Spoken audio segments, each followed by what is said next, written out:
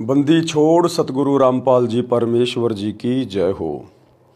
परमपिता परमात्मा सारी सृष्टि के रचनहार कुल मालिक असंख्य ब्रह्मांडों के स्वामी जगत गुरु तीनों लोकों में प्रवेश करके सबका भरण पोषण करने वाले राजाधिराज आत्माधार नाथों के नाथ देवों के देव महादेव सर्वेश्वर महेश्वर मृत्युंजय अजरो अमर आदि अनादि सनातनी प्रभु जगत पिता जगदीश्वर श्री श्री 1008 की उपाधि के वास्तविक अधिकारी अकाल मूर्त सौद स्वरूपी राम वासुदेव सर्वगतम ब्रह्म परम पूज्य प्रथम पूज्य परम संत परम पुरुष परम धनी परम दयालु सत्य कबीर हक्का कबीर अल्लाहु अकबर बाखबर अल्लाह ताला जगत के तारणहार जगत के मुक्तिदाता जगत के जगन्नाथ हारे के सहारे हिंदुओं के राम मुसलमानों के अल्लाह सिखों के वाहिगुरु ईसाइयों के मसीह दया के सागर दया निधि करुणा के सागर करुणा निधि स्वयंभू परिभू संकट मोचन कष्ट हरण मंगल करण दुख भंजन अविगत कबीर निर्विकार निर्विषम परमात्मा अलय अलेख सतगुरु आदि अनादि सतगुरु असली मर्यादा पुरुषोत्तम असली राम असली कृष्ण असली घनश्याम असली मुरारी राजाओं के राजा महाराजाओं के महाराजा शहंशाहों के शहंशाह सम्राटों के सम्राट भगवानों के भगवान अल्लाहों के अल्लाह प्रभुओं के प्रभु मसीहों के मसीह सच्चे वाहिगुरु बाबाओं के बाबा पीरों के पीर सेठों के सेठ जगत सेठ सावड़सा सेठ सर्वगुण संपन्न अनंत कोटि कलाओं के स्वामी अनंत कोटि ब्रह्मांडों के नायक योगियों में महायोगी ध्यानियों में महाध्यानी सिद्धों में परम सिद्ध ज्ञानियों में तत्व ज्ञानी ब्रह्म ज्ञानी महाज्ञानी परम ज्ञानी सर्वश्रेष्ठ ज्ञानी विज्ञानी युवा कबीर समृद्ध कबीर असंवाद अमित ओझा सच्चे रहनुमा करीम अल्लाह शुभान अल्लाह दुनिया के अंतिम पैगंबर 8 सितंबर 1951 से गांव धनाना जिला सोनीपत हरियाणा भारतवर्ष की पावन भूमि पे प्रकट रियल कल्कि भगवान श्री नारायण साकार हरि श्री बाबा साहिब नूर अनंत परमात्मा संत श्रोमणी सतगुरु रामपाल जी परमेश्वर जी के चरण कमल में साध संगति से जुड़े हुए देश विदेश से आप और हम सभी सत्सेवक भाई बहनों का अनंत कोटि दंडवत प्रणाम। सत्साई भाई और बहनों, दया परमपिता परमेश्वर जी की सारी सृष्टि के रचनहार की सतगुरु रामपाल जी परमेश्वर जी के विशेष आशीर्वाद से उनकी विशेष अनुकंपा से उन्हीं के कर कमल से लिखित पवित्र पुस्तक जीने की राह के ऊपर वीडियो बनाने की श्रृंखला जारी है। इसी श्रृंखला में आज हमारा ये 11वें नंबर का वीडियो है। प्रत्येक वीडियो में गुरुदेव भगवान के आशीर्वाद से भगत हो चाहे जगत हो हमें भक्ति मार्ग से संबंधित बहुत सारी बातें पता चल रही है, जिन बातों को सुनकर हमारी रुचि और अधिक अध्यात्म की ओर अग्रसर हो रही है। भाई और बहनों, जीने की राह यदि इंसान को मानव शरीरधारी स्त्री या पुरुष को कोई बता सकता है तो केवल परमात्मा सतलोक से चलकर स्वयं ही सतगुरु की भूमिका करके सत्संग करते हुए बता सकते हैं। अन्यथा इस पृथ्वी पर एक जीव दूसरे जीव को जीने की राह नहीं बता सकता।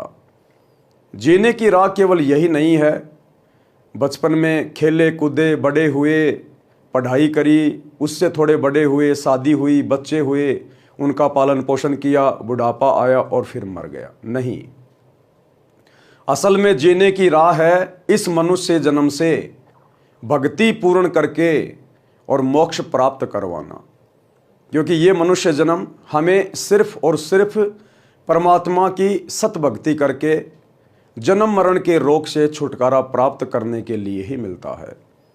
और यदि हमें इस मनुष्य जन्म में पूर्ण परमात्मा सतगुरु रूप में नहीं मिले, यदि हमें उनकी सतभक्ति नहीं मिली, तो हम अपने इस शरीर को बर्बाद करके फिर 184 योनियों में और नरक में महाकष्ट भोगने के लिए चले जाते हैं।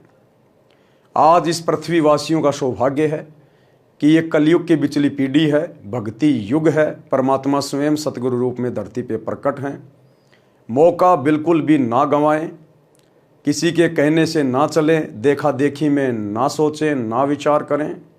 अपनी आंखों से एक बार सतगुरु रामपाल जी के कर कमल से लिखित पवित्र पुस्तकों को पढ़ें, गूगल से डाउनलोड करें, विशेषकर ज्ञान गंगा और जीने की राह, तथा यूट्यूब पर सत्संग सुनिए सृष्टि रचना सतगुरु रामपाल जी। अन्यथा भाइयों और बहनों, ये मनुष्य जीवन आपका बर्बाद है, बर्बाद। आप चाहे देश के राजा हैं या मुख्यमंत्री हैं, कुछ भी हैं, बहुत बड़े पैसे वाले हैं, व्यापारी हैं, आज आपका पूरे विश्व में नाम है, लेकिन ये शरीर छूटने के बाद में आपका ये नाम कहीं का नहीं रहेगा। आपकी ये धन संपदा आपके साथ नहीं जाएगी। आपका ये शरीर भी 2 मुट्ठी राख बन जाएगा, गधे लौटेंगे उसके ऊपर, गधे। और यदि आपने बहुत ही ज़्यादा नाम कर लिया, बहुत ज़्यादा आपने कुछ कर दिया, ज़्यादा से ज़्यादा आपकी एक मूर्ति बना दी जाएगी चौराहे पे। सारा दिन आधा किलो मिट्टी फाकोगे गाड़ियों की, और साल में एक बार आपको नहला धुला के आपके ऊपर फूलों की माला डाल दी जाएगी, आपकी जयंती मना दी जाएगी। बाकी 363 दिन आपके सर के ऊपर कौवे गोबर करेंगे, बीट करेंगे, बीट। कोई आपकी मिट्टी उड़ाने भी नहीं आएगा कोई, जो आप अपना नाम करने के लिए, दुनिया के लिए ना जाने क्या क्या करके चले गए। ये दुनिया मतलबी है, स्वार्थी है, केवल अपने स्वार्थ के कारण लोगों को याद करती है। बाकी लोग बुढ़ापे में अपने माँ बाप को ठोकर मार देते हैं। आपकी चौराहे वाली मूर्ति किसी के क्या काम की।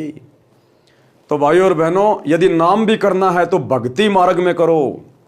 सतगुरु की शरण में आके भक्ति पर लगकर फिर दिखाओ, तुम्हारा इस जगत में भी नाम होगा। जैसे धन्ना सेठ का नाम है क्योंकि वो भगत था, मीराबाई का नाम है वो भगत थी, नरसी भगत का नाम है वो भगत था, सेव शमन का नाम है क्योंकि वो भगत थे।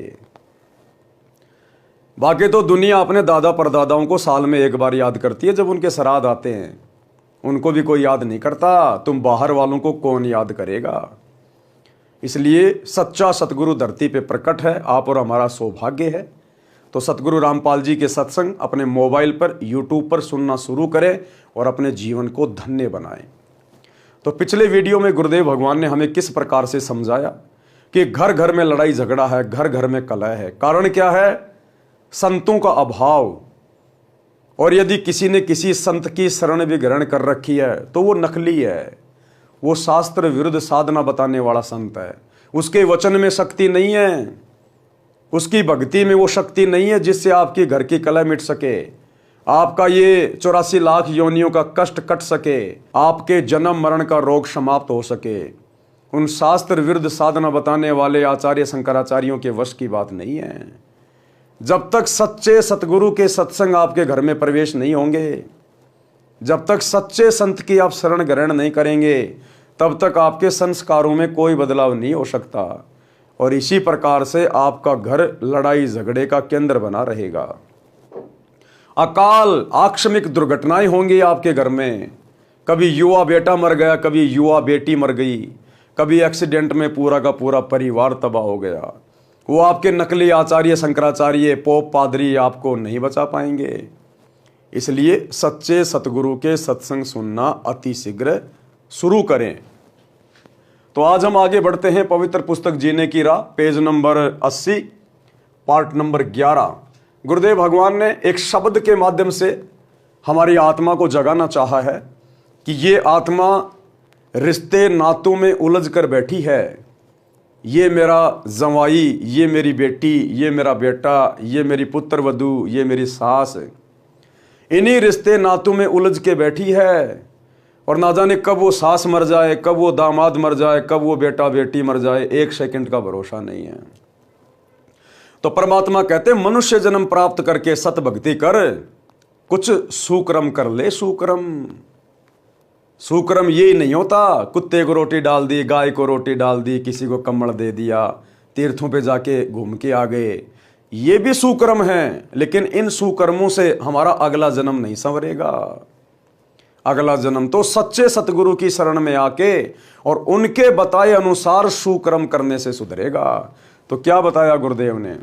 नाम सुमर ले सुकर्म कर ले, कौन जाने कल की खबर नहीं पल की। कि भैया तेरे इस मनुष्य शरीर का एक सेकंड का भरोसा नहीं है, कोई गारंटी नहीं है ये कब तेरे हाथ से छूट जाए। उससे पहले पहले जिस काम को करने के लिए परमात्मा ने मनुष्य शरीर दिया है, सतगुरु की सत भक्ति कर ले। नाम सुमर ले सुकर्म कर ले, कौन जाने कल की, खबर नहीं पल की। कोडी कोडी माया जोड़ी, बात करे छल की। कोडी कोडी माया जोड़ी, बात करे छल की। पाप पुण्य की बांधी पोटरिया, कैसे हो हल की, खबर नहीं पल की। कि पूरी जिंदगी सतगुरु की शरण के अभाव में, दुनिया को देखते हुए, कंपटीशन के चक्कर में उसका बेटा नौकरी लग गया, उसने ये फैक्ट्री खोल ली, उसने बड़ी बड़ी कोठियां बना ली, बड़ी बड़ी कार ले आया। माता पिता अपने बच्चों को इसी लालच में पढ़ाते हैं कि पढ़ लिख के नौकरी लगेगा, घर में दो पैसे आएंगे, चाहे ईमानदारी से आओ चाहे बेईमानी से आओ। तो कहते हैं आपने जोड़ जोड़ के वो माया तो इकट्ठी कर ली, किसी से छल किया, किसी को वैसे बेचारे को दुखी कर लिया, कोई रिश्वत ले ली, कोई डाके मार लिए। कहते हैं पाप पुण्य की बांधी पोटरिया, ये तो तूने पाप और पुण्य की गठरी बांध ली, ये तो तूने अपना जीवन बर्बाद कर लिया। ये कैसे हो हल्की, अरे बिना सतगुरु की शरण के, बिना सतगुरु की सत भक्ति के, ये पाप और पुण्य की पोटली जो तूने बांध ली है, पूरी जिंदगी दो के चार करके, गधे और बैल की तरह कमा के, ये कैसे हल्की होगी अब तेरी। वहां तेरे पाप कर्म तेरे परिवार वाले नहीं बंटवाएंगे, जिनके लिए तू गधे और बैल की तरह पूरी जिंदगी लगा दिन रात है। रिश्वत लेने से बाज नहीं आया, मिलावट करने से बाज नहीं आया, किसी को ठगने से बाज नहीं आया। जब धर्मराज के दरबार में जाएगा तो खाली हाथ जाएगा, ये कमाई तेरी यहीं रह जाएगी। दुनिया ऐस करेगी तेरी कमाई पे, जिस कमाई को जोड़ने के लिए तूने पाप इकट्ठे कर लिए। अब ये पाप तेरे को खुद को भोगने पड़ेंगे धर्मराज के दरबार में। तेरी प्यारी पत्नी, तेरी माँ, तेरे प्यारे प्यारे बेटा बेटी तेरे पाप कर्म नहीं बंटवाएंगे, वहां तेरे हाथ काटे जाएंगे, तुझे गरम तेल के कड़ाई में तला जाएगा, तेरी आंखें फोड़ी जाएंगी, कीड़ों के कुंड में वहां पर तेरे को ही डाला जाएगा। अपने पाप प्राणी स्वयं भोगेगा।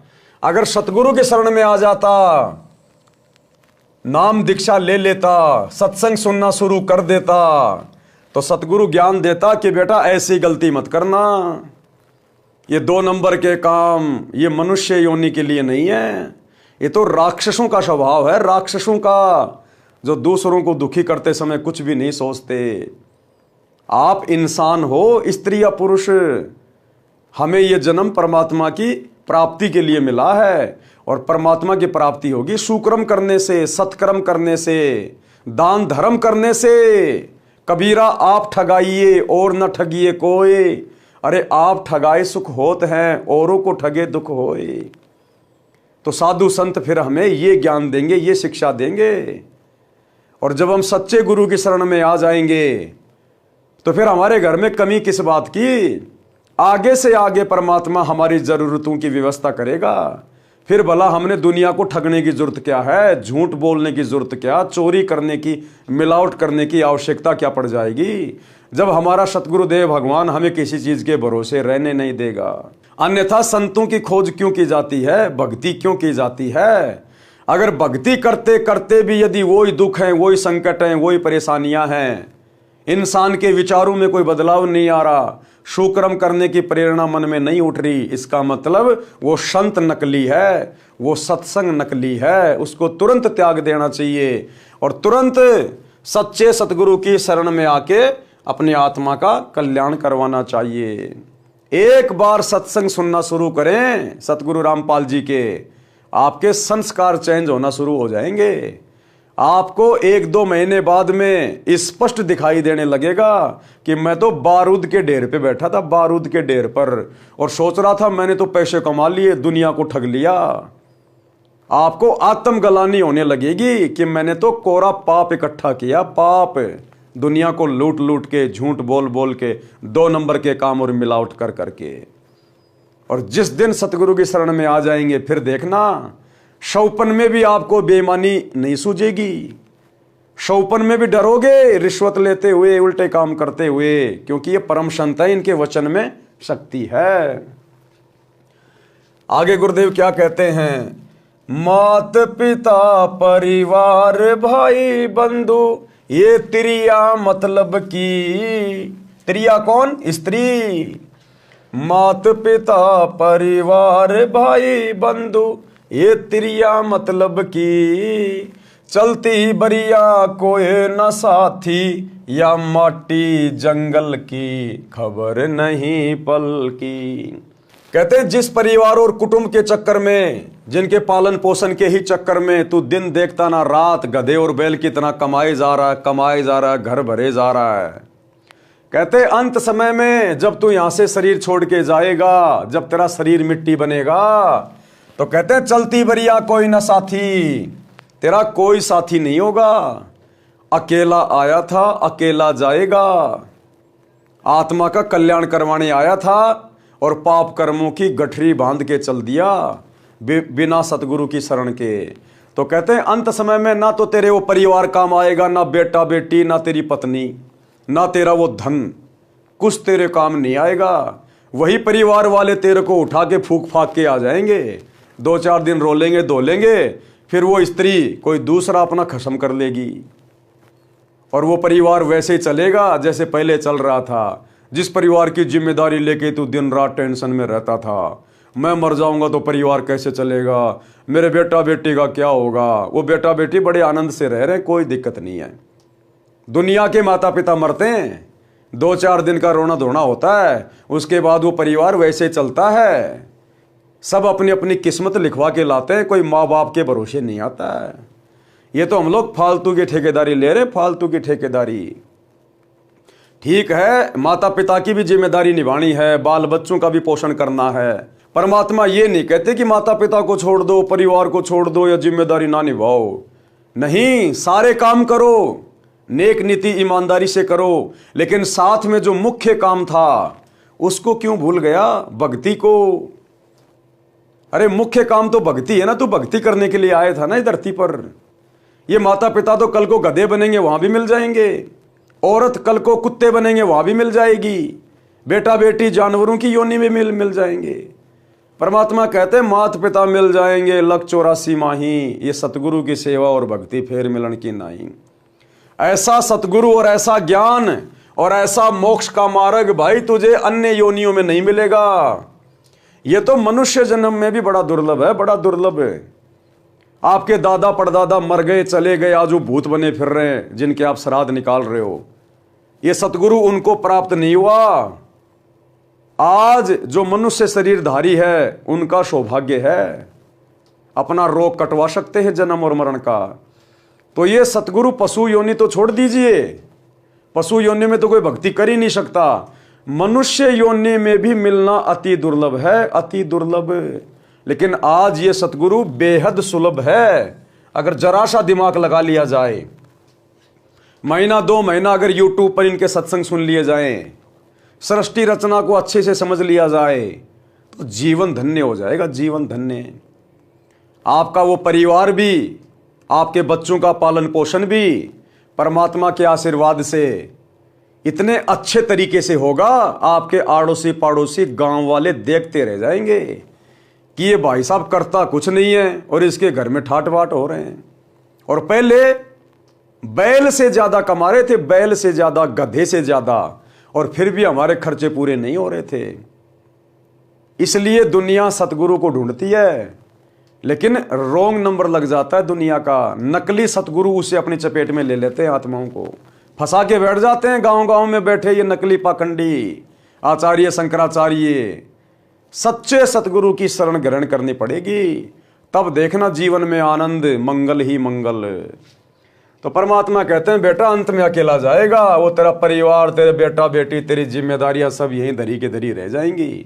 2 मुट्ठी राख बनेगी तेरे शरीर की, और फिर पाप कर्म भोगेगा ऊपर जाके। तारों बीच चंद्रमा जूं झलके, तेरी महिमा झला झलकी।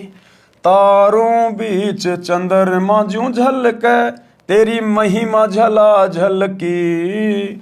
बने कुकरा बिष्टा खावे, अब बात करे बल की खबर नहीं पल की।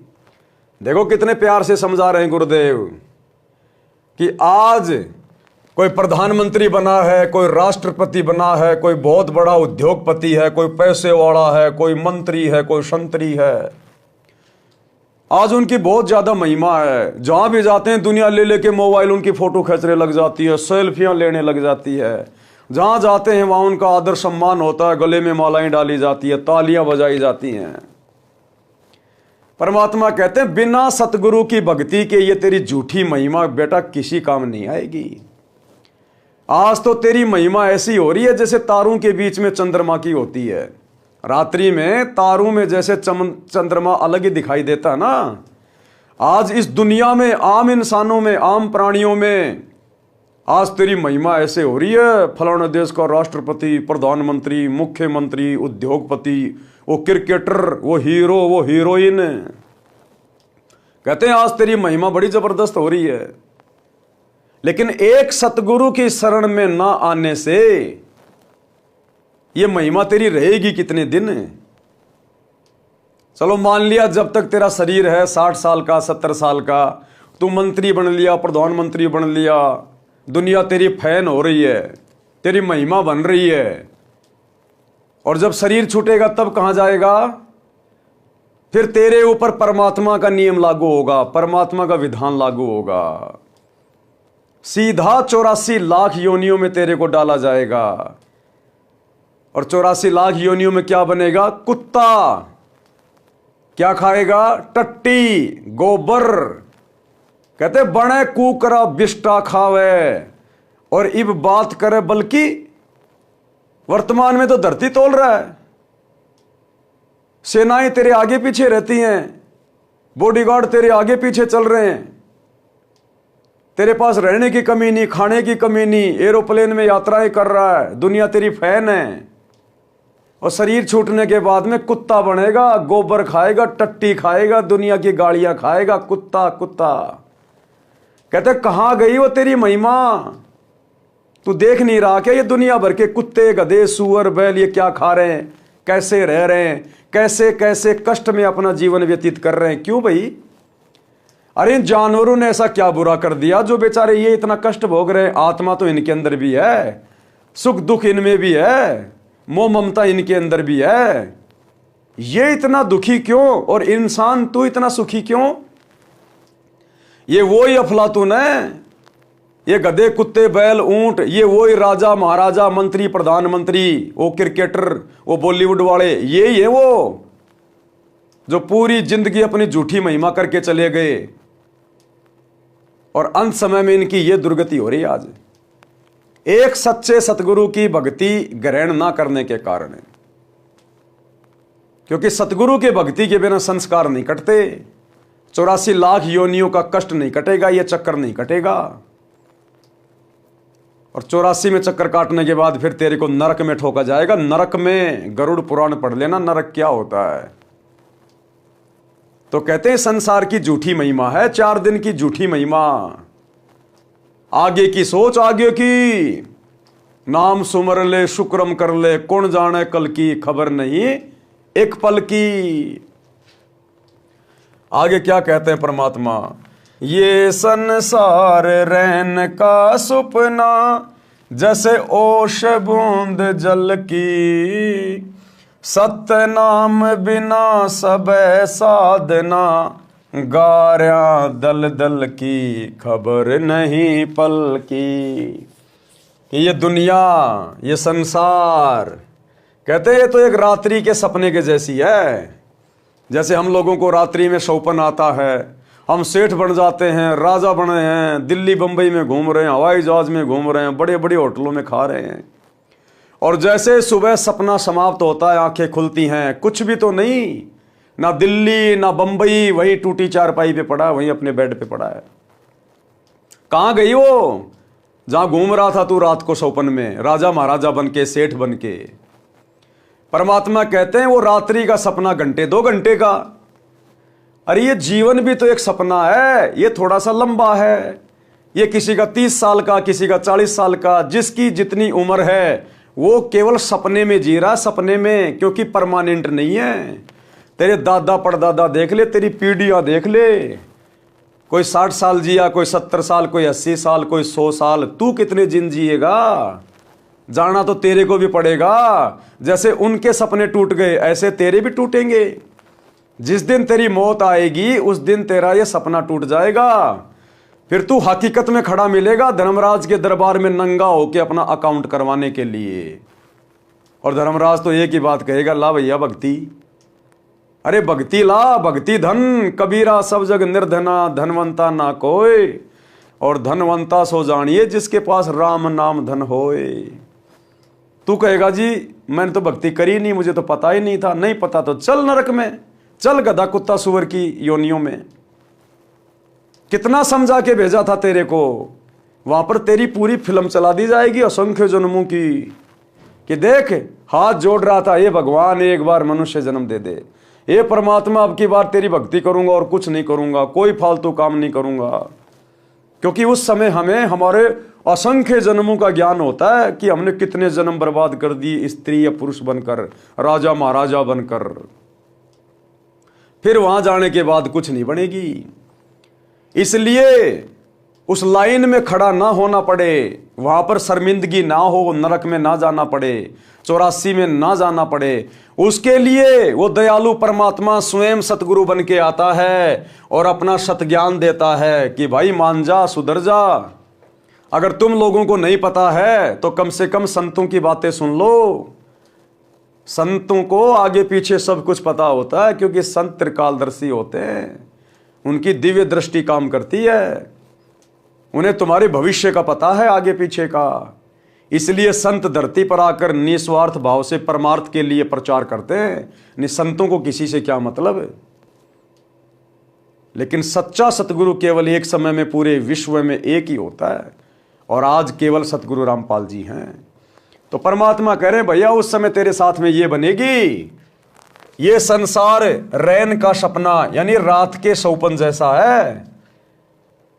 जिस दिन मौत हो जाएगी ये शरीर भी तेरे साथ नहीं जाएगा, कोई इसको जमीन में गाड़ेगा, कोई इसको आग के हवाले करेगा। वो तेरे बेटा बेटी, परिवार, धन संपत्ति, खेत खलियान, तेरे फार्म हाउस, तेरे यार दोस्त, तेरी कार कोठी, तेरा वो पद, तेरे वो फैन, तेरे वो फॉलोवर, सब यही के धरे रह जाएंगे। अकेला जाएगा, तेरे साथ कोई नहीं जाएगा। फिर किसके सहारे रहेगा? फिर तुझे कौन बचाएगा? वहां तेरी कोई महिमा नहीं करेगा, वहां तो भगत की महिमा होती है, भगत की। धर्मराज भी अगर कांपता है तो भक्ति के सामने कांपता है। यहां चाहे देश का राजा बन के चला जा और भक्ति करी नहीं, वहां पर कान पकड़ के उठक बैठक निकलवाई जाती है। वहां नहीं चलती है प्रधानमंत्री, ये राष्ट्रपति वाली दादागिरी, प्रधानमंत्री वाली ये पावर वहां नहीं चलती, वहां तो भक्ति चलती है, भक्ति। तो परमात्मा कहते हैं सतनाम बिन सवै साधना गार्या दलदल की। सतनाम यानी सच्चे नाम की साधना के बिना और जितनी भी साधना है ये तो गार्या है, गार्या दलदल की। जैसे दलदल का जो कीचड़ होता है उसमें जितने हाथ पैर मारोगे उतना ही नीचे जाओगे, नीचे। तो इसी प्रकार शास्त्र विरुद्ध साधना चाहे कितनी कर लो, कितनी कावड़ ले आओ, कितनी पैदल यात्रा कर लो, कितने भंडारे कर लो, कितने कम्बल बांट लो, कितने मंदिर मस्जिद चर्च गुरुद्वारों में धोख लगा लो, तुम तो दलदल वाली गार्या में धस रहे हो। अंत में दुर्गति निश्चित है। और सतनाम की साधना केवल सतगुरु रामपाल जी के पास है, बाकी दुनिया में किसी के पास नहीं है। इसलिए समझदार को समय रहते संत रामपाल जी के सत्संग सुनना शुरू कर देना चाहिए। अंत समय जब चले अकेला आंसू नैन ढलकी, अंत समय जब चले अकेला तेरे आंसू नैन ढलकी, कहे कबीर शरण गह मेरी हो रक्षा जल थल की, खबर नहीं पल की। परमात्मा कह रहे अंत समय में जब तू चलेगा ना यहां से अकेला, तेरी आंखों से आंसू निकलेंगे, रोएगा तू, पछताएगा उस समय कि ये परमात्मा मैंने क्या किया। मैं तो खाली आया था और खाली जा रहा हूं। मैं तो जिस चीज को जोड़ने में पूरी जिंदगी लगा रहा, मेरे साथ तो कुछ भी नहीं आया। वो मेरा परिवार, मेरी संपत्ति सब नीचे धरी की धरी रह गई। मैं तो भक्ति करने आया था, भक्ति का तो मैंने खाता भी नहीं खोला और ये तो दुर्गति हो गई मेरी, दुर्गति। तो मालिक कहते हैं अंत समय में जो भक्तिहीन प्राणी होता है वो रोता हुआ जाएगा, यम के दूत उसके मुख दर मारते हुए लेके जाएंगे, नंगे पैर पकड़ के उसकी कॉलर, उसकी गर्दन। और कहते हैं कहे कबीर शरण गए मेरी, कबीर परमात्मा कहते हैं जब मैं सतगुरु रूप में धरती पे आता हूं, मेरी शरण में तो आके देख एक बार, यम के दूत तेरे निकट भी नहीं आएंगे। हो रक्षा जलथल की, जब तक जिएगा तब तक भी तेरी मैं रक्षा करूंगा, तेरे ऊपर कोई आंच नहीं आने दूंगा। और मरने के बाद तो परमात्मा शब्द रूप में साथ रहेगा, धर्मराज भी हाथ जोड़ेगा, आओ भगत जी, आओ भगत जी। और बाकी प्रधानमंत्री का भी कान पकड़ के आगे ठोकर मारेगा, निकल यहां से, नालायक, गया था भक्ति करने, लग गया राजपाट करने में, कोरे पाप कमा के ले आया। भावार्थ, परमात्मा कबीर जी ने बताया है कि हे भोले मानव, स्त्री या पुरुष, परमात्मा का नाम जाप कर, शुभ कर्म कर, पता नहीं कल यानी भविष्य में क्या दुर्घटना हो जाएगी, एक पल का भी ज्ञान नहीं है। धन का संग्रह छल कपट किए बिना हो ही नहीं सकता। गुरुदेव कह रहे हैं धन का संग्रह छल कपट किए बिना होगा ही नहीं। ये सतगुरु के वचन है, परम सत्य है। 2 नंबर के काम किए बिना, छल कपट किए बिना, मिलावट किए बिना, रिश्वत लिए बिना आपके पास में धन का संग्रह हो ही नहीं सकता, इम्पॉसिबल। जिसमें से कुछ धर्म पर भी खर्च कर देता है, इस प्रकार पाप तथा पुण्य की 2 गठरी बांध ली, ये कैसे हल्की होंगी। पाप तो नरक में और पुण्य स्वर्ग में भोगता है। माता पिता भाई पत्नी आदि आदि परिजन अपने अपने मतलब की बातें सोचते हैं, पूर्व जन्मों के कारण परिवार रूप में जुड़े, यानी परिवार में आज जो भी हमारे रिश्ते नाती हैं, आपके बेटा बेटी या माता पिता भाई बंधु, ये पिछले जन्मों के हमारे एक दूसरे के ऋण संबंध हैं। कोई अपना पूरा करने आया है, कोई लेने के लिए आया है। जिसका जितना संस्कार है उतने दिन हमारे से रिश्तों में जुड़े रहेंगे, और जब वो संस्कार पूरा हो जाएगा, अचानक से बेटा बेटी एक्सीडेंट में मर जाते हैं, जवान है, क्यों मर गए भाई, वो तो आपके थे ना, क्यों मरने दिया आपने, वो आपके नहीं थे भैया। ना जाने कितने बेटा हो लिए, कितनी बेटी हो ली, कितने माता पिता बन लिए, कितना क्या हो लिया। ये तो हमारे पिछले जन्मों के ऋण संबंध है जो हम पूरा करने आते हैं। एक बाप पूरी जिंदगी कमाता है और बेटा आवारागर्दी करता है, शराब पीता है, वो पिछले जन्म में उस बाप ने उस बेटे का खा रखा है, अब की बार वो पूरा करने आया है। वो बाप कमा कमा के दे रहा है जो पिछले जन्म में उसका लूटा था, और वो बेटा खा रहा है। एक घर में बेटा कमा रहा है, बाप शराब पी रहा है। अब वो बाप का उस बेटे ने पिछले जन्म में धन खा रखा है, इस जन्म में वो बाप बैठा बैठा खा रहा है और वो बेटा कमा कमा के दे रहा है। आपके घर में जो दामाद जी हैं, आपने जिनको अपनी बेटी दे दी, बहुत सारा दहेज भी दे दिया, गाड़ी भी दे दी, वो दामाद उस ससुर ने पिछले जन्म में उस दामाद का खा रखा है, लूट रखा उसको। इस जन्म में वो दामाद बनके, जवाई बनके वो धन भी ले गया और बेटी भी ले गया। ये केवल ऋण संबंध है, यहां कोई किसी का नहीं है। एक लेवा एक देवा दूतम, कोई किसी का पिता नहीं पुतम, ऋण संबंध जुड़े सब नाता, अंत समय सब 12 बाटा। जैसे वो संस्कार खत्म, उसी समय सब अपने अपने रास्ते निकल जाते हैं। मरने के बाद बेटा कहाँ जाएगा, बाप कहाँ जाएगा, माँ कहाँ जाएगी। भक्ति नहीं करी तो बाप बनेगा गधा, माँ बनेगी कुतिया, बेटा बनेगा शुअर, हो गया 12 बाट अंत में सब कुछ। और अगर सतगुरु की शरण में आ जाते, सत्संग सुन लेते, नाम दीक्षा ले लेते, तो सतगुरु अपने विमान में बैठा के ले जाता, विमान में बैठा के अपने सतलोक में। ना या गधा बनना, ना कुत्ता बनना, ना किसी का लेना, ना किसी का देना। और भैया मरना तो है, अमर तो कोई रहेगा नहीं, चाहे जो मर्जी हो, मरना तो है। अगर मरना है तो फिर आगे का भी क्यों ना सोच ले कि मरने के बाद आगे कहाँ जाएंगे, ठिकाना कहाँ होगा हमारा। थोड़ा उस पर भी तो विचार कर लो 2 मिनट शांति से बैठ के, कि मरना तो पड़ेगा, और मरेंगे तो शरीर भी साथ नहीं जाएगा, बाकी चीजें तो जानी नहीं है, तो आगे क्या ठिकाना, मैं जाऊंगा कहां मरने के बाद। वो संत बताते हैं, सच्चा सतगुरु बताएगा, उनके सत्संग सुनने की जरूरत है। ये दुनिया केवल तुम्हें यहां का ज्ञान दे सकती है, ज्यादा धन कैसे कमाया जाएगा, 2 नंबर के काम कैसे किए जाएं, दुनिया को कैसे ठगा जाए, ये दुनिया केवल तुम्हारे को कर्म बिगाड़ने वाली बातें समझा सकती है, लेकिन संत तुम्हारे कर्म सुधारने वाली बातें बताएगा। इसलिए संतों की जरूरत पड़ती है। जिस जिसका समय पूरा हो जाएगा, संस्कार समाप्त होता जाएगा, वह तुरंत परिवार छोड़कर चला जाएगा। जैसे रेल में डिब्बा भरा होता है, जिस जिसने जहां जहां की टिकट ले रखी है वहां वहां उतर कर चले जाते हैं। ये परिवार रेल के डिब्बे की तरह है, मृत्यु के उपरांत ये शरीर मिट्टी हो जाता है, उस समय तेरा कोई परिवार का सदस्य साथी नहीं होगा। एक व्यक्ति अपनी पत्नी से बहुत प्रेम करता था। अब समझा रहे हैं परमात्मा कि परिवार में ही उलझ कर रहने वाले, अपने जीवन को बर्बाद करके जाने वाले, जरा सा ध्यान दो। एक व्यक्ति अपनी पत्नी से बहुत प्रेम करता था। वृद्ध हुआ तो उसकी मृत्यु निकट थी। उसने अपनी पत्नी से कहा कि आप मेरे साथ चलोगी? वह तुरंत मना कर गई कि ना, मैं ना मरूं तेरे साथ, तेरे तो 3 साल छोटी सूं। वृद्ध को उस दिन सदमा हो गया। उसने उससे बात करना भी बंद कर दिया। निकट आए तो मुंह मोड़ ले, बोले कुछ नहीं। 60 वर्ष के साथ में उस वृद्ध को पहली बार एहसास हुआ कि कोई किसी का नहीं है।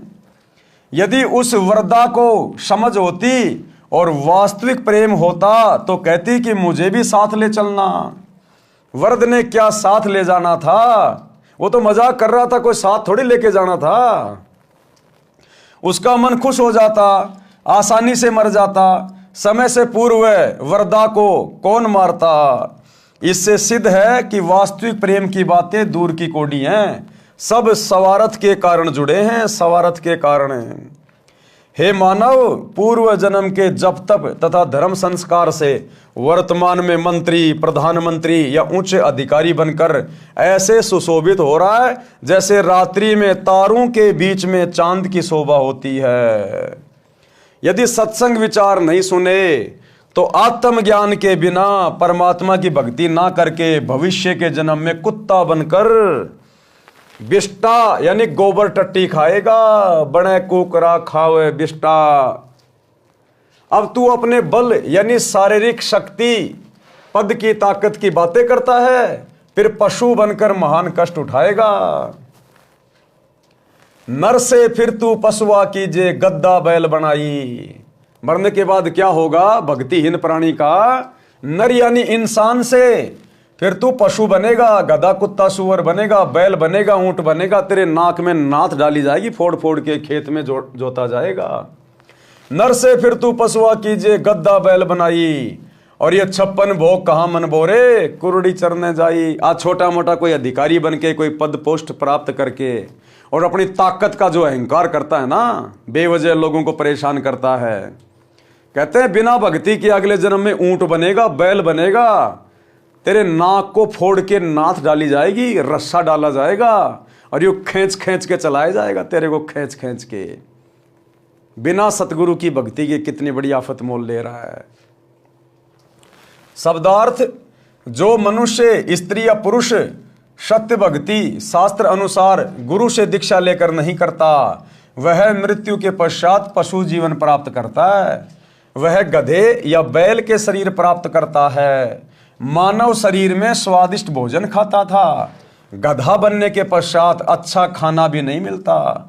गधे का शरीर धारण करके जंगल में कूड़े के ढेर में गंदा भोजन व घास खाता है। इसलिए भक्ति करो। आज तो लक्स के साबुन से नहा रहा है, बड़े बड़े महंगे महंगे खुशबूदार शैम्पू लगा रहा है, सेंट लगा रहा है? जरा सी कोई गंदगी लग जाए तो शर्ट को उतार के नई ले लेता है। और एक भक्ति ना करने से अगले जन्म में गधा बन के राख के ऊपर लौटेगा, राख के ऊपर। जिंदगी में कोई तुझे एक बार भी नहीं नहलाएगा, एक बार भी। ये दुर्गति होगी फिर इस इंसान की। ये 4 दिन की महिमा, उसके बाद कष्ट ही कष्ट। हे मानव, संसार में तेरा जीवन ऐसे है जैसे सुबह ओस के जल की बूंदें घास पर चमक रही होती हैं, जो कुछ समय में समाप्त हो जाती हैं। इसलिए पूर्ण सतगुरु से सतनाम की यानी सच्चे नाम जाप मंत्र लेकर भक्ति करके जीव का कल्याण करा ले। सच्चे शास्त्र अनुकूल भक्ति मंत्र के अतिरिक्त सब शास्त्र विरुद्ध साधना तो दलदल की गारा के समान है, निकालने की बजाय दुगना फंसाती है। वह साधना परमेश्वर कबीर जी के पास थी तथा कुछ संतों को भी परमेश्वर कबीर जी ने बताई थी, परंतु उनको अन्य को बताने को मना किया था। वर्तमान में सन 1997 से मुझदास रामपाल दास के पास है। मेरे अतिरिक्त वर्तमान में किसी भी संत व गुरु के पास शास्त्र प्रमाणित भक्ति मंत्र नहीं है। यह दावा वर्तमान में सतगुरु रामपाल जी के अलावा कोई भी आचार्य शंकराचार्य नहीं कर सकता कि पूरे विश्व में मेरे अलावा और किसी के पास में शास्त्र अनुकूल मोक्ष प्राप्त करवाने वाली साधना नहीं है। कोई भी आचार्य शंकराचार्य दावा नहीं कर सकता। ये क्या दावा करेंगे? देश में 4 शंकराचार्य एक एक वेद को लेके बैठे हैं। इनको तो वेदों का ज्ञान भी पूर्ण नहीं है, एक एक वेद को लेके बैठे हैं, एक एक वेद को। और कभी इनके यूट्यूब पे इनके वीडियो देखना, गाय के पीछे पड़े हुए, गाय के पीछे, गाय को माता बना दो, गाय को माता बना दो। अरे गाय माता बन गई तो तेरा क्या भला हो जाएगा? और क्या माता बनने से उस गाय का भला हो जाएगा? उस गाय को क्या पता तू माता बन गई, तू देश का राष्ट्रीय पशु बन गई, उस गाय को क्या पता? वो तो पशु योनि है, जैसे सूअर वैसे गाय। और गाय को माता बना दो, गाय को माता बना दो, ये है शंकराचार्यों का ज्ञान है। अरे कोई मनुष्य को शिक्षा दे, मनुष्य जन्म का उद्धार कैसे हो।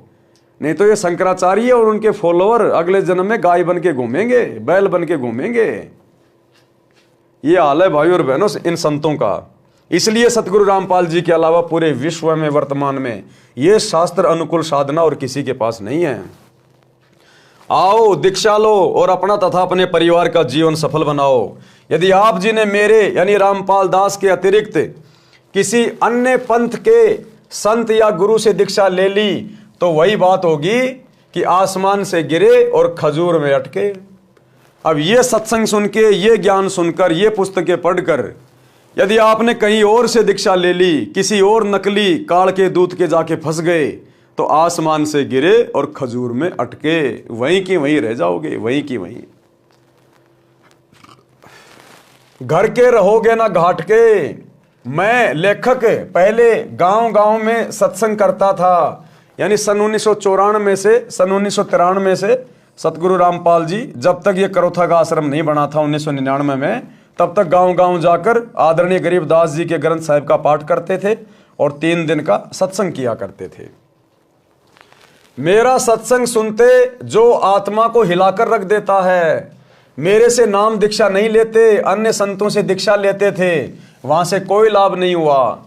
कई वर्ष भटककर मेरे से दीक्षा ली तो सुखी हुए। बता रहे हैं परमात्मा पहले ही कि जब शुरुआत में मैं सत्संग करता था तो सत्संग तो मेरा सुन लेते थे और दीक्षा किसी आड़ोसी पाड़ोसी के कहने से राधा स्वामी में ले ली, जय गुरुदेव में ले ली, निरंकारी में ले ली। और 10-5 साल वहां भटकने के बाद जब उनकी दुर्गति होती है ढंग से, तब आते वापस रो पीट के कि महाराज जी गलती हो गई। फिर महाराज जी से दीक्षा लेते और कुछ ही समय में परमात्मा घर में वो सुख दे देते जो वहां 10-10 साल से धक्के खाने के बाद भी उनको देखने को भी नहीं मिलते थे। उपरोक्त सत्संग वचनों से निष्कर्ष निकलता है कि यदि सत्संग के विचार सुनने को मिल जाएं तो घर स्वर्ग बन जाता है, उसके बिना नरक सा जीवन जीना पड़ता है। इस प्रकार विश्व उद्धार संभव है। सब प्यार प्रेम से जीवन यापन करके मोक्ष प्राप्त कर सकते हैं, ये अति अनिवार्य है। यानी भक्ति करना इस मनुष्य जीवन के लिए अति अनिवार्य है। इस मनुष्य जीवन का दूसरा कोई कर्म नहीं है। बाकी आपके प्रारब्ध में पहले से लिखा हुआ है, कब आपकी शादी होगी, कब आपका बेटा होगा, कब आपकी मौत होगी, कब आपके माँ बाप मरेंगे, क्या आप काम धंधा करेंगे, सब कुछ आपके भाग्य में पहले से फिक्स होता है। इसलिए सच्चे सतगुरु की शरण में आकर शत भक्ति करके अपने जीव का कल्याण करवाना, 84 लाख योनियों और नरक से छुटकारा प्राप्त करना, एकमात्र यही मनुष्य जन्म प्राप्त करने का मुख्य मकसद होता है। और ये मकसद केवल यहां से सफल होगा, दूसरा चाहे ब्रह्मा विष्णु महेश की गोद में जाके बैठ जाना, कुछ नहीं मिलेगा। वर्तमान की कुछ सत्य कथाएं, यानी सतगुरु रामपाल जी से उपदेश लेने के बाद जो परिवार पहले उजड़े पड़े थे, उनका घर नरक हुआ पड़ा था, सतगुरु की शरण में आने के बाद किस कदर वो आत्माएं उभर गई, आज उनका घर स्वर्ग समान हो चुका है। नोट, निम्न कथा यहां पर तथा शेष पृष्ठ 299 पर पढ़े। भगत सुरेश दास के उजड़े परिवार को बसाया। गांव डिग्गल पाना गंजा, भगत का नाम सुरेश एलावत तथा भगतमती का नाम यशवंती। डिग्गल गांव गवाह है कि भगत सुरेश शराब, सुल्फा, तंबाकू का घड़ा आदि था, एक नंबर का नशेड़ी था भगत सुरेश। घर की ठोर बटोर कर रखा था। बहन यशवंती यानी सुरेश की पत्नी असाध्य रोग से पीड़ित थी। 2 लड़के छोटी आयु के थे जो पिता को घर पर आते देख छुप जाते थे। घर में झगड़ा रहता था। बहन यशवंती का एक भाई हरियाणा पुलिस में डीएसपी था, जो अब सेवानिवृत्त हो चुका है। नाम है भगत राजेंद्र सिंह राठी, गांव भापड़ोदा। उसने अपनी बहन के उपचार में कोई कसर नहीं छोड़ी, क्योंकि जीजा तो दारू पीता था, एक नंबर का नशेड़ी था। तो यशवंती का जो भाई था वो हरियाणा पुलिस में डीएसपी था। उसने अपनी बहन के इलाज करवाने में कोई कसर नहीं छोड़ी, जिसका राजेंद्र नाम था। उसने अपनी बहन के उपचार में कोई कसर नहीं छोड़ी थी, परंतु व्यर्थ रही। मेरा एक भगत, गुरुदेव कह रहे हैं कि मेरा एक भगत जो हरियाणा पुलिस में नौकरी कर रहा है, वह आर्य समाज के महान प्रचारक श्री जौहरी सिंह जी का बेटा है। गांव जसराना, जिला सोनीपत। इसके साथ मेरा छोटा भाई महेंद्र भी हरियाणा पुलिस में नौकरी करता था, जिसको सन 2016 में रिटायर होना था, परंतु परमार्थी मिशन के उद्देश्यों को समझकर सन 2005 में रिटायरमेंट लेकर मेरे साथ हाथ बटा रहा है।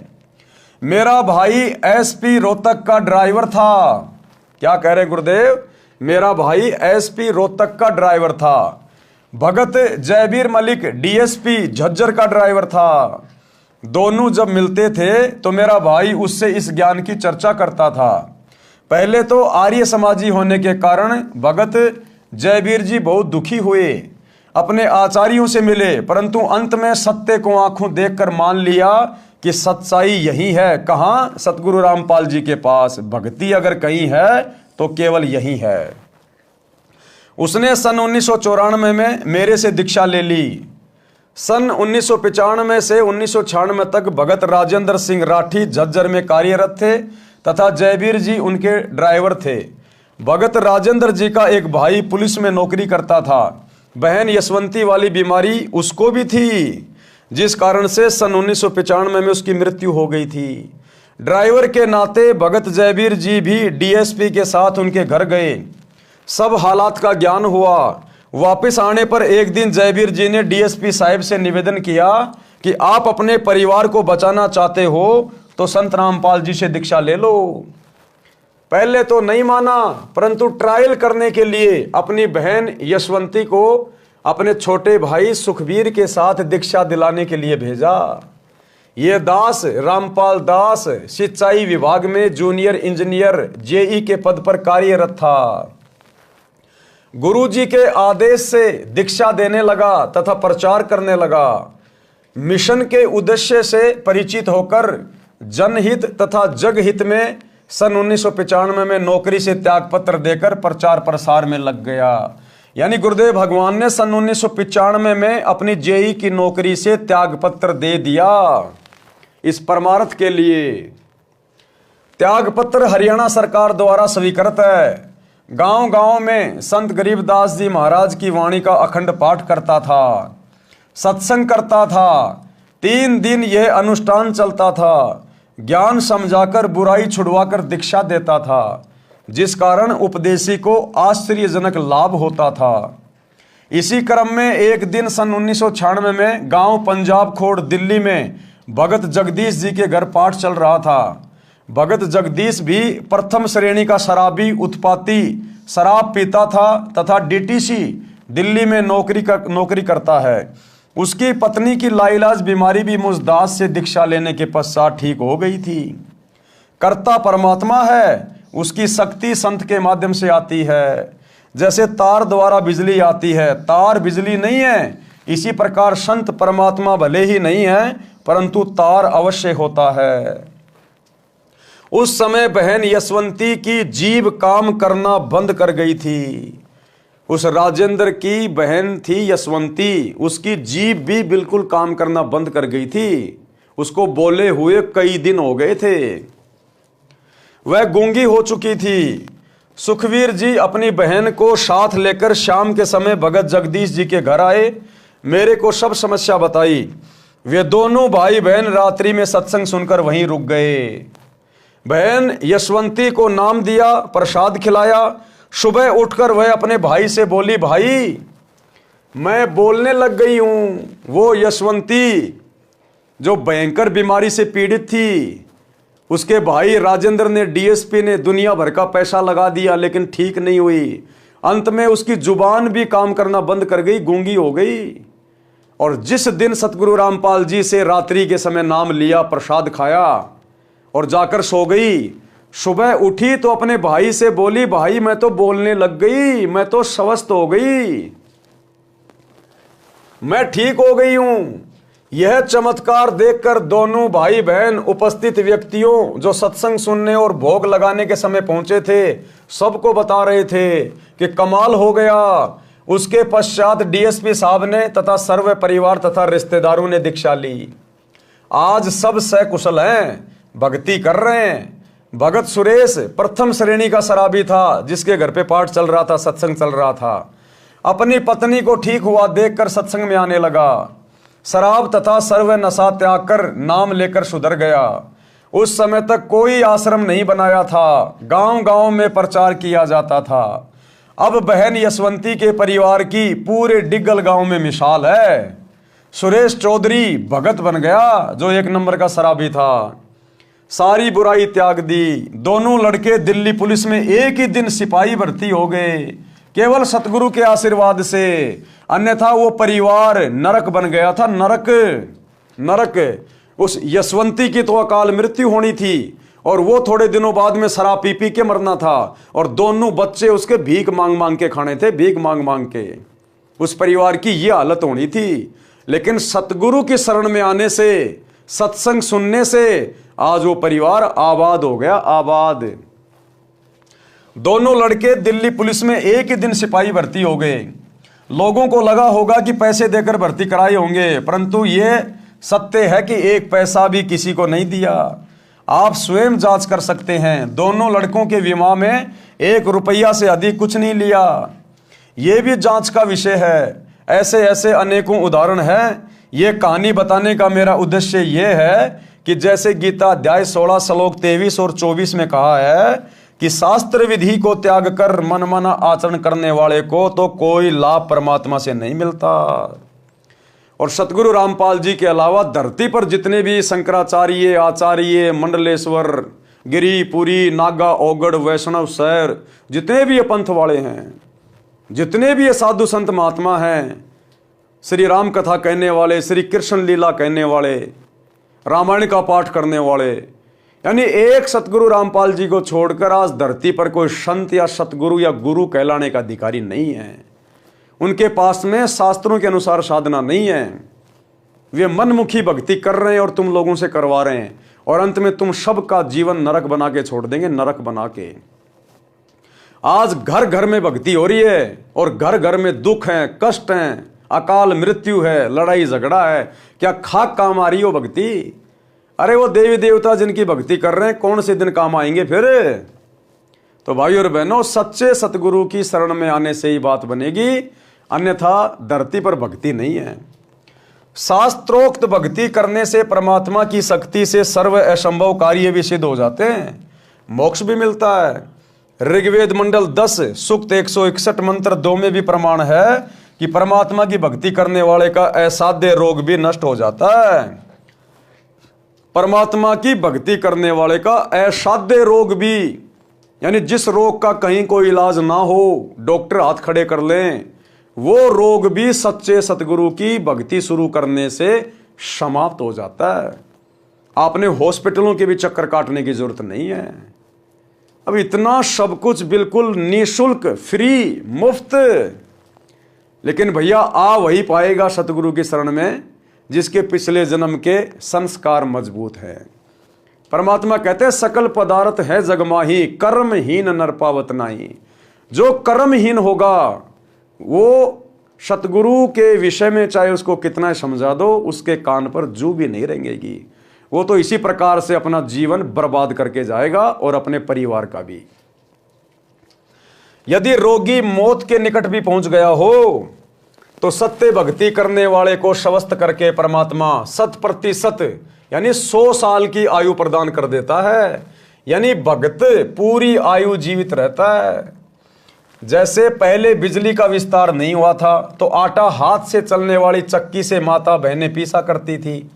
पुरुष हाथ से, दरात से पशुओं का चारा यानी शानी काटा करते थे। फिर हाथ से चलाने वाली मशीन गंडासे का आविष्कार हुआ, वह भी कठिन कार्य था। वर्तमान में बिजली की शक्ति से आटा चक्की चलती है, गंडासे यानी शानी काटने की मशीनें चलती हैं। असंभव कार्य हो रहा है, शीघ्र तथा सुगम हो रहा है। बिजली का विधिवत कनेक्शन लेना होता है, बिजली की मर्यादा का पालन करना होता है, अन्यथा सुखदायी बिजली विनाश का कारण बन जाती है।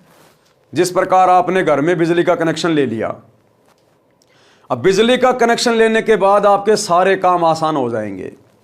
आटा भी मशीन पीसेगी, पशुओं का चारा भी मशीन काटेगी, जूस भी मिक्सी बनाएगी, घर में लाइट आएगी, गर्मी में कूलर पंखे चलेंगे। कितना आसान हो गया, जिंदगी कितनी सुगम हो गई। लेकिन वो बिजली का कनेक्शन तो ले लिया, अब आपने बिजली की जो मर्यादा है उनका भी ध्यान रखना पड़ेगा। अगर आपने कटे फटे या नंगे तार को हाथ लगा दिया तो उठा के फेंक देगी, घर में मौत भी हो जाएगी।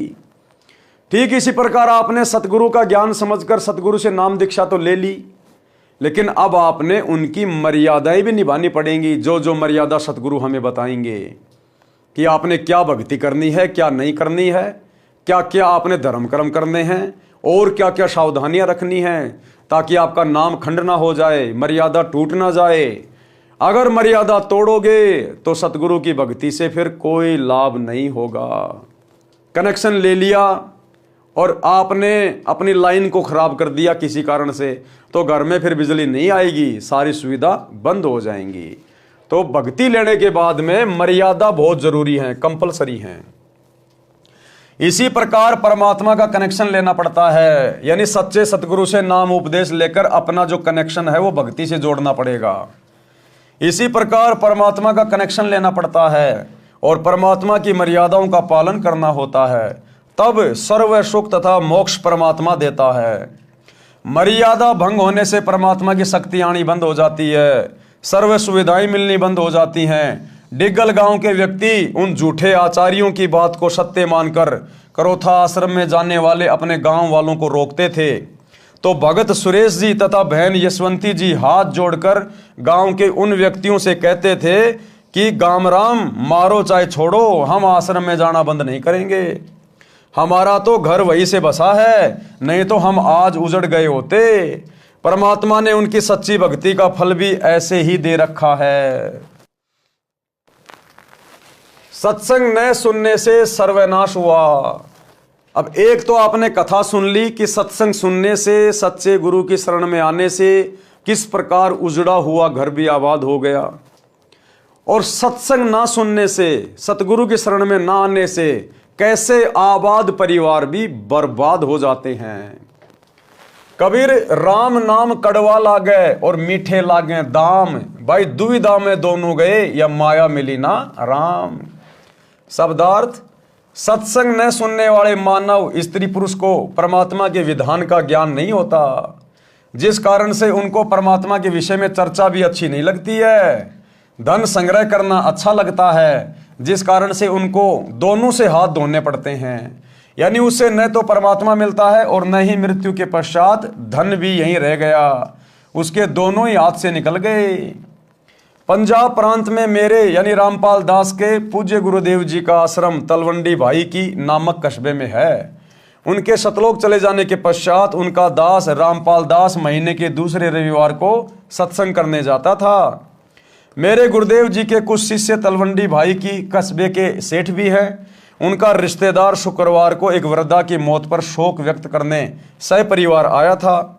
वह शनिवार 2 बजे बाद दोपहर को अपने घर चंडीगढ़ जाने लगा तो सत्संगी रिश्तेदारों ने उनसे कहा कि आज और रुक जाओ, कल सुबह 8-10 बजे सत्संग होगा, आप सत्संग सुनकर प्रसाद लेकर जाना।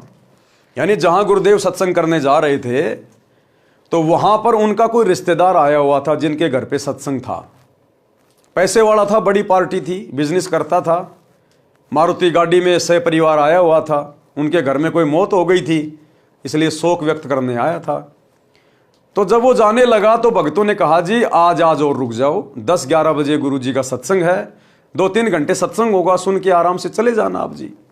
लेकिन उसको तो भैया पैसे की चिंता हो रही थी कि मेरी पार्टी आई हुई है, उसको मैंने होटल में ठहराना है, उसके लिए मैंने बहुत ज़्यादा बंदोबस्त करने हैं, मेरा उसके साथ में एग्रीमेंट होना है, मैंने 5 लाख रुपए उससे कमाने हैं। अब 1995 में 1998 में 5 लाख रुपए भाई साहब आज के 15-20 लाख रुपए के बराबर थे। तो वो नहीं माना और सपरिवार बिना सत्संग सुने चल दिया। रिश्तेदार ने कहा कि कल रविवार को एक पार्टी आएगी, 2 बजे उनसे मेरा अनुबंध होना है यानी एग्रीमेंट है, जिसमें मुझे 5 लाख रुपए का लाभ होगा। यह घटना सन 1998 की है। सत्संगियों ने आग्रह किया कि आप रविवार को 11 बजे सुबह चलोगे तो भी आप समय पर पहुंच सकते हो, फोन करके उन्हें सूचित कर देंगे कि वे कुछ देर से आ जाएंगे। परंतु वह नहीं माना क्योंकि उसको तो पैसे दिखाई दे रहे थे 5 लाख। उसके परिवार में कुल 4 सदस्य थे, पत्नी तथा बेटा बेटी।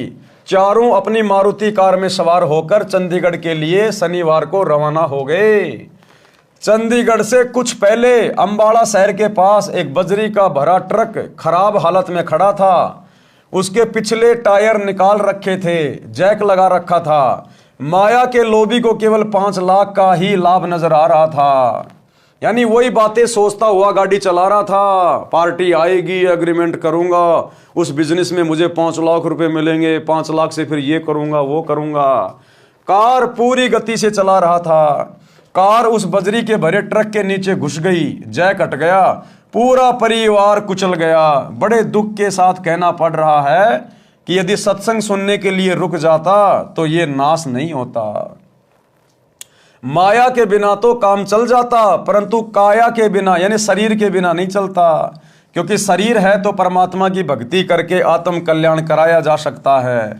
परमेश्वर कबीर जी ने सतर्क किया है कि कबीर राम नाम कड़वा लागे और मीठे लागे दाम, दुविधा में दोनों गए माया मिली ना राम। अब उसको सत्संग तो लग रहा था कड़वा और 5 लाख रुपए लग रहे थे मीठे। ये राम नाम कड़वा लागे और मीठे लागे दाम, और दुविधा में दोनों गए माया मिली ना राम। अब मर गया, पूरे परिवार को ले मरा, हो गया पूरा घर बर्बाद, मर गए सारे के सारे। वो एग्रीमेंट वहीं धरा का धरा रह गया, ना वो पैसा साथ गया और शरीर भी उसका भी सत्यानाश कर दिया, जिस शरीर से भक्ति करके मोक्ष प्राप्त कर सकता था। इसलिए भाई और बहनों, संतों की शरण अति आवश्यक है। कहते संत शरण में आने से आई टले बला, और जय मस्तक में सूली हो कांटे में टल जा। अगर वो सत्संग सुनने के लिए रुक जाता तो वो बला संत टाल देता। संत इसीलिए तो प्रयास करता है अपने भक्तों में प्रेरणा करके। वो भगत उसको क्यों रोक रहे थे? गुरुजी की प्रेरणा से, क्योंकि गुरुजी को तो पता था ना आगे का क्या होने वाला और क्या नहीं होने वाला। लेकिन भैया वो नहीं माना तो अपनी दुर्गति करवा बैठा। शब्दार्थ, सत्संग ना सुनने वाले मानव स्त्री पुरुष को परमात्मा के विधान का ज्ञान नहीं होता, जिस कारण से उसको परमात्मा के विषय में चर्चा भी अच्छी नहीं लगती। धन संग्रह करना अच्छा लगता है, जिस कारण से उसको दोनों से हाथ धोने पड़ते हैं। यानी उसे न तो परमात्मा मिलता है और मृत्यु के पश्चात धन भी यहीं रह गया। उसके दोनों ही हाथ से निकल गए। इसलिए भाई और बहनों, सत्संग की ओर रुचि करो, आत्म कल्याण कराओ और जीवन की राह को आसान बनाओ। और ये जीवन की राह आसान वर्तमान में केवल एकमात्र सच्चे संत सतगुरु रामपाल जी की सत भक्ति से होगा। दूसरा धरती पे कोई सेंटर नहीं। और सत्संग में जाने से बड़ी आपत्ति टल जाती है। कबीर संत शरण में आने से आई टले बला, जय भाग्य में सूली हो, यानी मौत भी हो, कहते हैं कांटे में टल जा। भावार्थ, समर्थ कबीर परमेश्वर के कृपया पात्र सच्चे गुरु सतगुरु से दीक्षा लेने वाले भगत या भगतमती की परमात्मा रक्षा करता है। यदि पूर्व जन्म के पाप के कारण साधक को मौत की सजा सूली यंत्र के द्वारा मिलनी भाग्य में लिखी हो, जो अत्यधिक पीड़ादायक होती है। पहले के टाइम में राजा महाराजा सूली की सजा तोड़ा करते थे। एक 5 या 6 फुट का भाले नुमा ऊपर से पहना एक लकड़ी होती थी, उसको जमीन में गाड़ दिया जाता था। और जिस व्यक्ति को सूली की सजा सुनाई जाती थी उसको अच्छे से बांध के ऊपर उसके एक चकड़ा लगा दिया जाता था और उस व्यक्ति को गुदा द्वार से बैठा दिया जाता था ऊपर। उसकी गुदा से वो भाला अंदर जाता था शरीर में, धीरे धीरे धीरे धीरे, और खोपड़ी से निकलता था। इतनी कष्टदायक पीड़ादायक मौत दी जाती थी, उसको कहते थे सूली तोड़ना। तो परमात्मा कहते हैं अगर आपके भाग्य में वो सूली से सजा तोड़ना भी लिखी है और यदि आप सच्चे सतगुरु की शरण में आ जाते हैं तो गुरुदेव भगवान कहते हैं वो कांटे में टल जाती है। यानी महीने 2 महीने की जेल में काट देगा परमात्मा। अगर गर्दन कटनी हो तो आपके हाथ की उंगली कट के रह जाएगी। संत आपका इतना बचाव कर देते हैं और आपके शरीर को भक्ति के लिए सुरक्षित रख देते हैं। तो परमात्मा उस भगत के उस मृत्यु दंड को समाप्त करके कुछ छोटा मोटा दंड, जैसे पैर में कांटा लगना, इतना देकर टाल देता है। भयंकर दंड को नाम मात्र के दंड में बदल देता है, जो बहुत बड़ी बला यानी परेशानी थी। एक गांव में संत का आश्रम था। अब देखो कैसे एक कथा के माध्यम से गुरुदेव भगवान हमें समझा रहे हैं कि किस प्रकार से परम संत की शरण में आने के बाद सूली जैसी सजा भी एक कांटे में टल जाती है, हल्के में परेशानियां कट जाती हैं। एक गांव में संत का आश्रम था जो गांव से लगभग 2 किलोमीटर दूर बना था। उस गांव के कई परिवार संत जी के शिष्य थे। संत जी वर्ष में केवल 2 बार उस आश्रम में आते थे। उसके साथ कुछ स्थायी शिष्य भी आते थे। वह संत अपनी मंडली के साथ प्रत्येक बार 2 महीने उस आश्रम में रहता, फिर अन्य आश्रम में जाता था। संत जी अपने कार्यक्रम के अनुसार 2 महीने के लिए आया हुआ था। उस गांव के भक्तों ने भोजन की व्यवस्था अपने अपने घरों से कर रखी थी। एक परिवार एक दिन का भोजन आश्रम वालों को घर से बनाकर लाकर खिलाता था। प्रत्येक भगत की इच्छा रहती थी कि अपने गुरुजी को उत्तम भोजन, खीर व सब्जी रोटी खिलाएं। एक परिवार का भोजन का दिन था। उस दिन दूध खराब हो गया। जिस दिन एक बहन का भोजन का नंबर था गुरुजी को भोजन खिलाने का, उस दिन उसकी भैंस का दूध खराब हो गया। तो अब वो दूध मांगने के लिए अपने किसी पड़ोसन के पास गई। उस दिन दूध खराब हो गया। उस माई का नाम कस्तूरी था। उसी के पड़ोस में एक परिवार था जिसमें केवल 2 माँ बेटे थे। कारण यह था कि उस बहन रामो के पति की मृत्यु असमय हो गई जब लड़का 2 वर्ष का था। उस बहन ने एक घटना देखी थी कि उसके परिवार में दूसरे दादसरे की संतान में एक बहू विधवा हो गई थी। एक पुत्र 3 वर्ष का था। उसने अपने देवर से शादी कर ली। देवर भी शादीशुदा यानी मैरिड था। देवर से भी उसको एक पुत्र प्राप्त हो गया। देवर देवरानी उससे मजदूर के समान बर्ताव करते थे। रूखा सूखा जूठा टुकड़ा पहले बेटे तथा माता को देते थे, जिस कारण से लड़के ने बड़ा होने पर आत्महत्या करनी पड़ी। वह भी पागल होकर कहीं चली गई। सब देवर जेठ बुरे नहीं होते। इस घटना को याद करके उस रामो बहन ने जेठ देवर से विवाह नहीं किया, लत्ता नहीं ओढ़ा, अपने बेटे करमपाल को पाला पोसा, मेहनत मजदूरी की। कुछ जमीन भी थी, उसी में मेहनत करके गाय भैंस को पालती थी। अपने बेटे को अच्छा घी दूध खिलाती पिलाती थी, विचार करती थी कि बेटा शीघ्र जवान हो जाएगा, इसका विवाह करूंगी, ये अपने कार्य को संभाल लेगा, मैं सुख का जीवन जीऊंगी। परंतु सत्संग बिना ज्ञान नहीं, ज्ञान सतगुरु देता है, और भक्ति बिना जीव सुखी नहीं हो सकता, चाहे कितना ही धनी क्यों ना हो, चाहे कोई कितना ही धनी क्यों ना हो, भक्ति बिना 2 टके का भी सुख नहीं है। आज आप प्रधानमंत्री से मिल लीजिए, राष्ट्रपति से मिल लीजिए, किसी बड़े उद्योगपति से मिल लीजिए, यदि आप 5-7 दिन उनके साथ रह के देखेंगे, आपको मौका मिल जाए कभी उनके पास में रहने का, उनके घर पे, आपको उनसे ज्यादा महादुखी व्यक्ति दुनिया में कोई दूसरा दिखाई नहीं देगा। 24 घंटे उनको चैन नहीं, नींद भी पूरी नहीं लेते। आज वहां मीटिंग है, आज वहां जाना है, आज वहां नुकसान हो गया, उस फैक्ट्री में ये हो गया, वहां काम चल रहा था 2 मजदूर बन गए, पुलिस आई हुई है। रातों को गोलियां खा खा के सोते हैं, शराब पी पी के। जरा सा सुख नहीं है, जरा सा चैन नहीं है। बस केवल हमें दिखाई देते हैं कि ये तो एरोप्लेन में घूम रहा है, महंगी महंगी गाड़ियां ला रखी हैं, बड़ी बड़ी कोठियां बना रखी हैं। उनके अंदर सुख शांति 1 पैसे की भी नहीं है, 1 पैसे की भी। सिर पर पिता का साया नहीं था, बेटा मां के लाड से बिगड़ता ही है। मां का स्वभाव अपने संतान को सर्व संभव सुख देना होता है। कहावत है कि रांड का बेटा तथा रंडवे की बेटी बिगड़ती ही है। कारण यह है कि पिता कार्यवश बेटी की गतिविधि पर ध्यान नहीं रख पाता, मां बेटे की गतिविधि पर ध्यान नहीं दे पाती। बेटी को तो अपने साथ रखती है, जिस कारण से करमपाल नशा करने लग गया। अब ये कहानी परमात्मा उस औरत की बता रहे हैं जिस औरत का उस दिन दूध खराब हो गया था, और उसके पड़ोस में जो औरत थी रामो और उसका बेटा करमपाल, ये उनकी कथा परमात्मा बता रहे हैं। माता से झगड़ा करके रुपए या बाजरा जवार चना ले जाता, उसे बेचकर नशा करता। और रामो का बेटा जो करमपाल था, जिसका पिता बचपन में मर चुका था, अब मां के लाड़ प्यार से वो इतना बिगड़ गया, वो नशा करने लग गया। मां पैसे नहीं देती तो घर से अनाज वगैरह चोरी करके दुकान पे बेच के और शराब पीने लग जाता। मां सारा दिन रोती रहती थी कि सोचा क्या था, ये कैसी कर्म गति, आगे से आगे सब उल्टा हो रहा है। जिस चिंता के कारण दुबली पतली हो गई थी। भगतमती कस्तूरी अपनी पड़ोसन रामो यानी राम प्यारी के घर गई।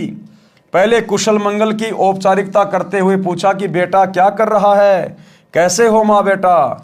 ये बात सुनकर बहन रामो रोने लगी और बोली कि बहन कैसे भी नहीं है, लड़का बिगड़ गया है, नशा करता है, कहना नहीं मानता है, झगड़ा करता है, गाली गलौज पर उतर आता है। आपको तो पता है परिवार तथा गांव वालों ने मेरे ऊपर कितना दबाव डाला था। जेठ का लत्ता ओढ़ ले पति के बड़े भाई से पुनः विवाह करने के लिए। मैंने राजवंती की घटना से डरकर जेठ से विवाह नहीं किया। अपने बेटे को सुखी देखने के लिए आज इसने उससे भी अधिक दुख दे दिया। मन करता है कि कहीं चली जाऊं या आत्महत्या कर लूं। भगतमती कस्तूरी ने कहा कि बहन गलत बात नहीं सोचा करते, बड़ा होकर सुधर जाएगा। आप मर गई तो तेरे को पता है चाचे ताऊ सारी जमीन हड़प लेंगे, लड़के को अधिक नशा कराकर मार डालेंगे। ऐसा विचार न कर, एक काम करो, मेरे साथ सत्संग में चला करो। यहाँ अकेली के मन में ऐसे विचार आते रहेंगे, सूख कर काटा हो गई हो। रामो बोली ना बहन ना, मेरे को तो नगर के लोग वैसे ही शक की नजर से देखते हैं। कोई व्यक्ति किसी कार्यवश घर आ जाता है तो छतों पर चढ़कर एक आंख से देखते हैं। आपके तो सिर पर धनी पति है, मैं सत्संग में चली गई तो जीना आराम कर देंगे, मुझे मरना ही पड़ेगा। बहन यूं बता आज सुबह सुबह कैसे आना हुआ। और रामो ने कहा कि बहन आज सुबह सुबह कैसे आना हुआ। कस्तूरी ने कहा कि बहन आपको तो पता ही है कि हमारे गुरुजी आश्रम में ठहरे हैं, आज भोजन कराने की बारी मेरी है। बहन खीर बनानी थी, दूध खराब हो गया, कुछ दूध उधार दे दे, कल लौटा दूंगी।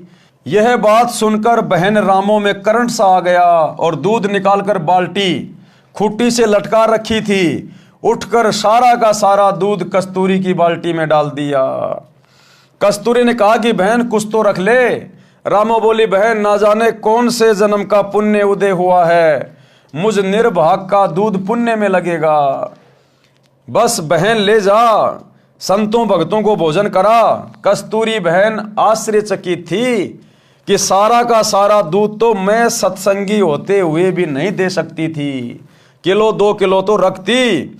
बहन रामो को तो सत्संग की प्रेरणा की आवश्यकता है कि ये तो अच्छी आत्मा है, बहुत दयालु आत्मा है, इसको तो सत्संग के बारे में कभी फुर्सत में समझाना पड़ेगा, बताना पड़ेगा। उस दिन तो कस्तूरी को समय नहीं मिला। अगले दिन के 11-12 बजे रामो के घर गई। गांव में 12 से 2 तक दिन का समय महिलाओं को बातें करने का मिल जाता है। 2 घंटे तक सत्संग की बातें जो गुरुजी से सुनी थी सारी बताई, परंतु लोकलाज के कारण रामो मानने को तैयार नहीं थी। बहन कस्तूरी ने बताया कि हे बहन, आपने मीराबाई का नाम सुना है? रामो बोली कि हाँ, श्री कृष्ण जी की भगतनी थी। कस्तूरी बोली कि वह मंदिर में जाती थी, ठाकुर परिवार में जन्म था, महिलाओं को घर से बाहर जाने पर प्रतिबंध था, परंतु मीराबाई ने किसी की परवाह नहीं की। फिर उसका विवाह राजा से हो गया। राणा जी धार्मिक विचार के थे, उसने मीरा को मंदिरों में जाने से नहीं रोका, परंतु लोक चर्चा से बचने के लिए मीरा जी के साथ 3-4 महिला नौकरानी भेजने लगा, जिस कारण से सब ठीक चलता रहा। कुछ वर्ष पश्चात मीरा जी के पति की मृत्यु हो गई। देवर राजगद्दी पर बैठ गया। उसने कुल के लोगों के कहने से मीरा को मंदिर में जाने से मना किया, परंतु मीराबाई जी नहीं मानी, जिस कारण से राजा ने मीरा को मारने का षड्यंत्र रचा। विचार किया कि ऐसी युक्ति बनाई जाए कि यह भी मर जाए और बदनामी भी न हो। राजा ने विचार किया कि इसे कैसे मारें। राजा ने कहा कि सपेरे एक ऐसा सर्प ला दे कि डिब्बे को खोलते ही खोलने वाले को डंक मारे और व्यक्ति मर जाए। ऐसा ही किया गया। राणा जी ने अपने लड़के का जन्मदिन मनाया। उसमें रिश्तेदारों तथा अन्य गणमान्य व्यक्ति आमंत्रित किए।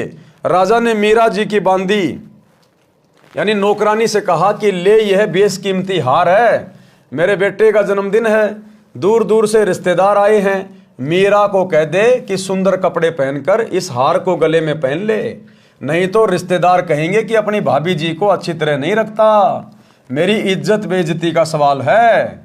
अब उस डब्बे के अंदर उसने वो जहरीला सर्प पैक करवा के भेजा था मीरा को मारने के लिए कि आज अगर ये सांप इसको डस गया और ये मर गई तो मेरे ऊपर कोई शक नहीं करेगा, सब कह देंगे भैया हम भी वहीं थे, और उसको तो सांप ने डस लिया।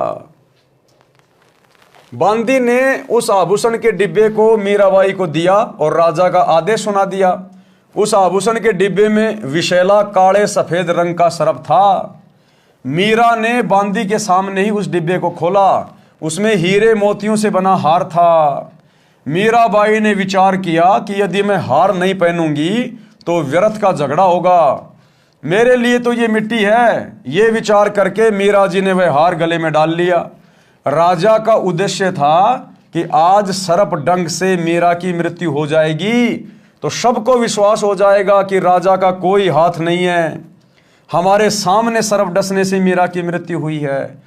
कुछ समय उपरांत राजा मंत्रियों सहित तथा कुछ रिश्तेदारों सहित मीरा के महल में गया तो मीराबाई जी के गले में सुंदर महंगा हार देखकर राणा बौखला गया और बोला, बच्चलन ये हार किस यार से लाई है? मीराबाई जी के आंखों में आंसू थे। बोली कि आपने ही तो बांदी के द्वारा भिजवाया था।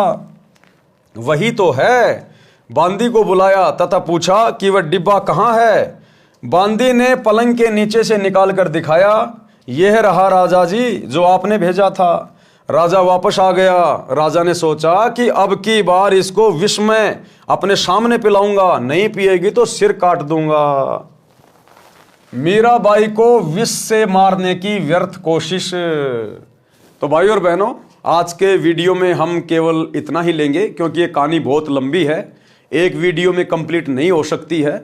अभी तो इसमें रामोबाई की कहानी चलेगी, कैसे उसका बेटा कुसंगति में पड़ के चोरी करने लग गया, शराब पीने लग गया, फिर कैसे गुरुजी के आशीर्वाद से वो रामोबाई भी सत्संग में जाने लगी, उसने उपदेश ले लिया, और कैसे उसका बेटा उस कुसंगति से, नशे की आदत से, चोरी की आदत से बाहर निकला, और कैसे उसका घर स्वर्ग के समान हो गया और किस प्रकार से मीराबाई को जहर पिलाकर उसका देवर राणा मारने की व्यर्थ कोशिश करने लगा। आगे चलकर कैसे मीरा का जहर अमृत में परिवर्तित हुआ, कैसे परमात्मा ने मीराबाई की रक्षा की और कैसे मीरा ने समाज से संघर्ष करते हुए अपनी भक्ति को सफल किया। तो ये कहानी लंबी है, इसलिए एक वीडियो में कंप्लीट नहीं हो पाएगी, इसलिए आज के वीडियो में केवल इतना ही। कल रात्रि 8 बजे सभी भाई बहन फिर से लाइव जुड़िए। तब तक गुरुदेव भगवान हम सबको आज्ञा दें, इजाज़त दें, सद्बुद्धि दें, आशीर्वाद दें। बंदी छोड़ सतगुरु रामपाल जी भगवान की जय हो। भाई जो गुरु बचन पे डट गे, कट गे फंद 84 के, कट गे फंद 84 के, कट गे फंद 84 के। भाई जो गुरु बचन पे डट गे, कट गे फंद 84 के।